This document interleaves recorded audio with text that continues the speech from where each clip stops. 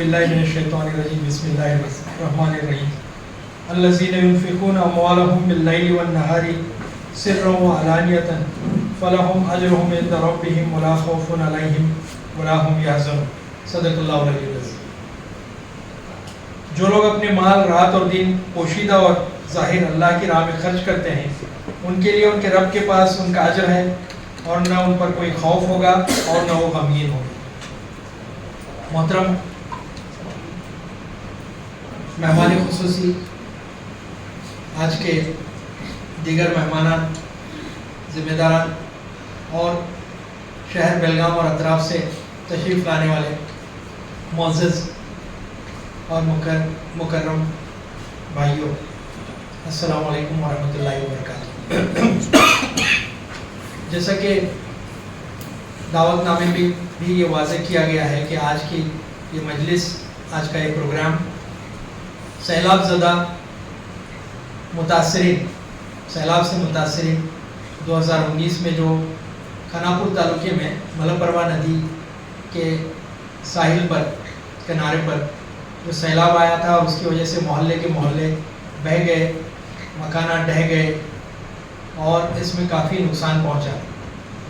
उसमें से कुछ ख़ानदान ऐसे हैं जो अभी तक बाज़ आबादकारी से महरूम हैं, रिहेबिलिटेशन अभी भी उनका नहीं हो पाया है।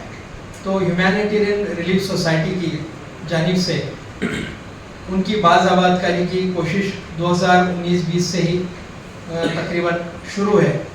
इब्तदा में उनके लिए कच्चे मकानात और ठिकाना फराहम करने की कोशिश की गई और उसके बाद वहाँ पर एक ज़ाती किसी की मिल्कियत को, प्राइवेट लैंड को ख़रीद कर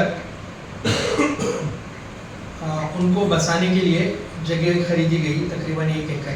उसकी तफसीलात आपको इसमें वीडियो में भी इंशाल्लाह बताई जाएंगी। फिर उसके बाद जो है मुसलसल गुज़िश्ता 5 सालों से कोशिश जारी है कि किसी तरह से उनके मकानात बनकर उनको ठिकाना फराहम हो जाए, लेकिन इस सिलसिले में काफ़ी दुश्वारियाँ आती रहीं। हुकूमत की तरफ से इस ज़िमन में कोई मदद या कोई ग्रांट वगैरह हासिल नहीं कर पाए, उसकी कुछ टेक्निकल वजूहात रही हैं। तो ह्यूमैनिटेरियन रिलीफ सोसाइटी जो जमात इस्लामी हिंद का एक NGO है और खिदमत खल्क के मैदान में गुज़िश्ता कई सालों से बरसरे अमल है, सरगर्म है, उसकी जानिब से रियासती सतह पर यह फैसला किया गया है कि इन लोगों के 30 मकानात जो है वो बनवाने की कोशिश की जाए और उनको वहाँ पर आबाद किया जाए, क्योंकि मसाइल हैं और मुश्किलात हैं। वो जो फैमिलीज़ हैं उनकी बहुत सारे परेशानियों से वो गुज़र रहे हैं, बच्चे हैं, ख़वातीन हैं। तो इस सिलसिले में आज आप हज़रात को यहाँ मदऊ किया गया है ताकि उसकी तफसीलात आपके सामने रखी जाए। अल्लाह की राह में ख़र्च करने की फजीलत यहाँ तिलावत कुरान में भी और मैंने जो आयत पढ़ी उसमें भी बयान हुई है। और आप सब बेहतर जानते हैं कि ये दीन का एक बड़ा हिस्सा है कि अल्लाह की राह में ख़र्च किया जाए और महरूम जो लोग हैं और जो परेशानी का शिकार हैं उनकी मदद की जाए। इस ज़िमन में अल्लाह के रसूल सल्लल्लाहु अलैहि वसल्लम की भी बेशुमार हदीसें मिलती हैं। वक्त की तंगी है और मेहमानों को भी बात करना है।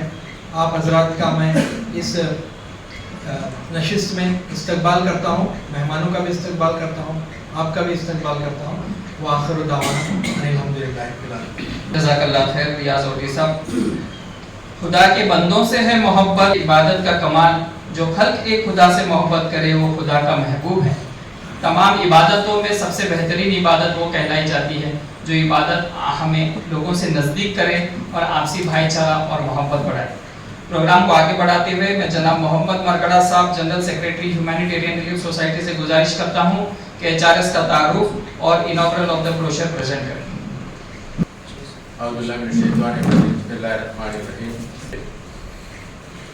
ಇವತ್ತಿನ ಈ ಕಾರ್ಯಕ್ರಮಕ್ಕೆ ಬಂದಂಥ ಗಣ್ಯ ವ್ಯಕ್ತಿಗಳು, ಅದೇ ರೀತಿಯಲ್ಲಿ ಸಭಿಕರು, HRSನ ವಾಲಂಟಿಯರ್ಸು, ಇವರೆಲ್ಲರನ್ನು ಕೂಡ ನಾನು ಪ್ರೀತಿಪೂರ್ವಕ ಸ್ವಾಗತಿಸ್ತಾ ಇದ್ದೇನೆ. ಆದ್ಮೇಲೆ ಹ್ಯುಮ್ಯಾನಿಟೇರಿಯನ್ ರಿಲೀಫ್ ಸೊಸೈಟಿ ಇದು ಒಂದು NGO ಆಗಿದೆ. ನೈಸರ್ಗಿಕ ಅಂದರೆ ನ್ಯಾಚುರಲ್ ಮತ್ತು ಮಾನವ ನಿರ್ಮಿತ ವಿಪತ್ತುಗಳ ಸಂದರ್ಭದಲ್ಲಿ, ಮ್ಯಾನ್ ಮೇಡ್ ಸಂದರ್ಭದಲ್ಲಿ ನಿರಂತರ ಮಾನವೀಯ ಸೇವೆಯನ್ನು ಮಾಡಲಿಕ್ಕಾಗಿ ಕರ್ನಾಟಕ ಸೊಸೈಟಿ ಆಕ್ಟ್ನಲ್ಲಿ 2003ರಲ್ಲಿ ಇದು ರಿಜಿಸ್ಟ್ರೇಷನ್ ಹೊಂದಿದಂಥ ಒಂದು NGO ಆಗಿದೆ. ಇದರ ವಿಷನ್ ದಮನಕ್ಕೊಳಗಾದ ಮತ್ತು ವಂಚಿತರಿಗೆ ಆಹಾರ,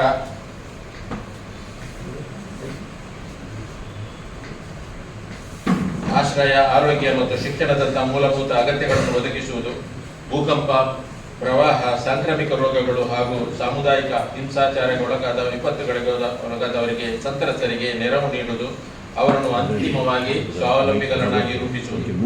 ಇದರ ಮಿಷನ್ ತುರ್ತು ಪರಿಸ್ಥಿತಿಗಳಲ್ಲಿ ಸ್ಪಂದಿಸುವುದು, ವಿಪತ್ತುಗಳನ್ನು ಸಮರ್ಥಕವಾಗಿ ನಿರ್ವಹಿಸುವುದು ಮತ್ತು ಸಂತ್ರಸ್ತರನ್ನು ಅವರಿಗೆ ಧೈರ್ಯ ತುಂಬಿ ಅವರ ಪುನರ್ವಸತಿ ನಿರ್ಮಿಸಿ ಅವರನ್ನು ಮೇಲಕ್ಕೆ ಎತ್ತುವುದು. ಇದು HRSನ ಮಿಷನ್ ಆಗಿದೆ. Organisation setup ಚಾರ್ಟ್ನಲ್ಲಿದೆ.